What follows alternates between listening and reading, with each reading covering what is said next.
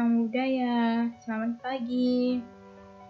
Hari ini kita bertemu lagi ya bersama Tasilani Monasarani. Kita akan membahas 4 hari raya agama Buddha, yaitu Waisak, Asada, Katina, dan Magha Puja. Nah, di bab ketiga ini kita akan membahas sejarah Hari Raya Waisak dan Hari Raya Asada. Hari Raya Waisak diperingati antara bulan Mei, Juni pada saat bulan purnama setiap tahunnya. Waisak disebut juga Trisuci Waisak yang memperingati 3 peristiwa penting yang terjadi pada bulan Waisak, yaitu yang pertama, kelahiran Pangeran Siddhartha, kemudian betapa Siddhartha mencapai penerangan sempurna atau menjadi Buddha, kemudian Buddha wafat atau parinibbana. Selain itu, saat perayaan Waisak kita juga merenungkan sifat-sifat luhur dari Sang Buddha itu sendiri. Nah, pada perayaan Waisak secara nasional biasanya diperingati di Candi Borobudur. Selain itu, Waisak bisa juga kita rayakan di wihara, cetya, ataupun di sekolah. Yang pertama yaitu kelahiran Pangeran Siddhartha. Pangeran Siddhartha sendiri merupakan putra dari Raja Sakya. Lahir di Taman Lumbini pada tahun 623 sebelum Masehi.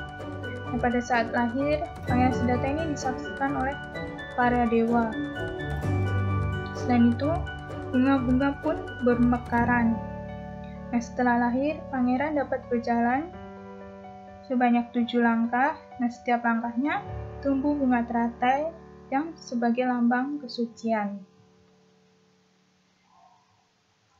Yang kedua, betapa Siddhartha mencapai penerangan sempurna atau menjadi Buddha.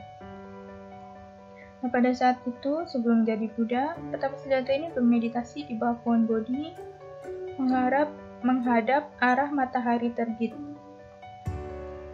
Nah, pada saat itu, betapa Siddhartha bertekad tidak akan pergi sebelum menjadi Buddha. Karena tekadnya yang sangat kuat, akhirnya beliau mencapai penerangan sempurna di Buddha Gaya, yaitu India, pada usia 35 tahun pada saat purnama Siddhi. Nah, pada saat sedang bermeditasi, Sang Buddha mendapat banyak godaan dari Mara yang sangat kejam pada saat itu, yang banyak menimbulkan bencana-bencana untuk menggoyahkan Sang Buddha bermeditasi. Tetapi betapa Siddhartha atau Sang Buddha pada saat itu tak tergoyahkan sama sekali dengan godaan para Mara. Yang ketiga yaitu Sang Buddha wafat atau parinibbana, di mana Sang Buddha wafat yaitu di Kusinagar atau Kusinara.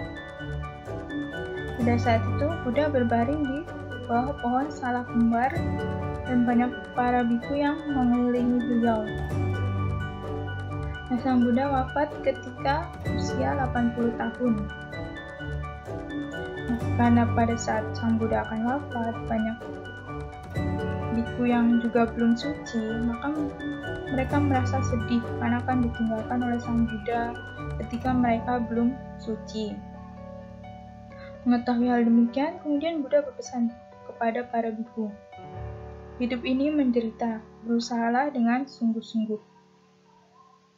Sehingga para biku yang belum suci ini kemudian mereka bertekad untuk lebih berlatih dengan sungguh-sungguh lagi untuk bisa mencapai kesucian.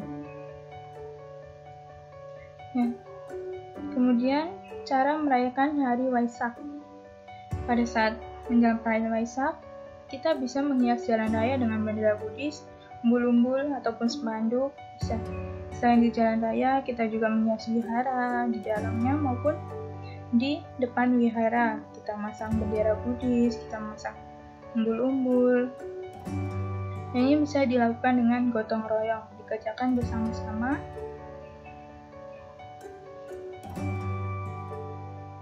Yang kedua, Hari Raya Asada.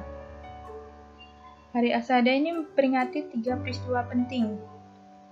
Yang pertama, Buddha memberikan khotbah pertamanya yang disebut Dhammacakkappavattana Sutta kepada 5 petapa di Taman Rusa Isipatana. Yang kedua, terbentuknya Sangha, di mana pada saat itu setelah Buddha membawakan khotbah pertamanya, kemudian menhabiskan 5 petapa yang dulu menemaninya menjadi seorang biku. Yang ketiga, lengkapnya Tiratana atau Triratna, yaitu 3 permata yang kita kenal dengan Buddha, Dhamma, dan Sangha. Dan mengenai makna perayaan Hari Asada, di mana pada saat itu terjadinya pembabaran khotbah Dhamma yang pertama, yaitu Dhammacakkappavattana Sutta, di mana pada saat itu Sang Buddha memberikannya kepada 5 petapa atau Pancawagya di Taman Rusa Isipatana. Kepada 5 petapa ini, Buddha mengajarkan 2 cara ekstrim, yaitu menyiksa diri dan mengumbar hawa nafsu. Buddha pada saat itu menemui kelima petapa ini di hutan Gaya. Murid pertama Buddha yang menjadi biku bernama Kondanya, kemudian diikuti oleh Wapa, Badia, Mahanama, dan Asaji. Ketika Sang Buddha akan menemui kelima petapa ini, pada awalnya kelima petapa ini tidak mau menyambut Sang Buddha. Tetapi ketika Sang Buddha sudah dekat dengan mereka, kemudian mereka menyambutnya dengan baik. Mereka menyiapkan tempat duduk untuk Sang Buddha dan mencuci kaki Sang Buddha.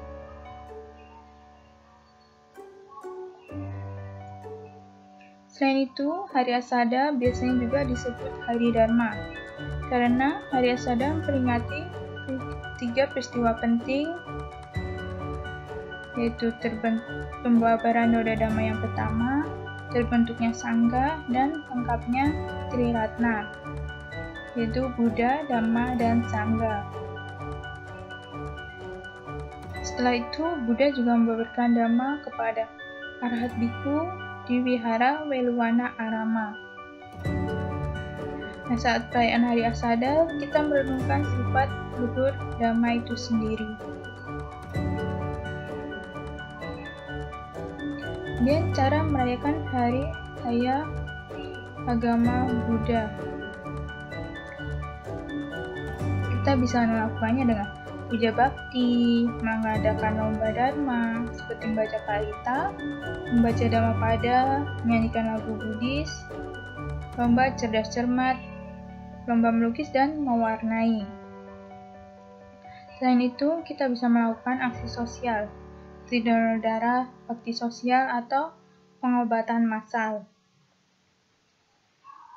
Nah, dengan kita melakukan bakti sosial dan lomba dharma, kita dapat menumbuhkan keyakinan kepada Triratna. Untuk itu, kita tetap harus semangat untuk puja bakti, baik di wihara maupun di rumah, dan kita juga melakukan kebaikan kepada masyarakat lingkungan kita, seperti membagikan makanan, membagikan masker. Itu juga bisa menumbuhkan keyakinan kita terhadap Triratna.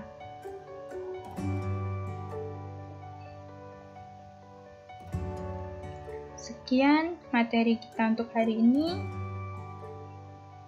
Sampai ketemu di pertemuan selanjutnya. Selamat pagi, Namo Buddhaya.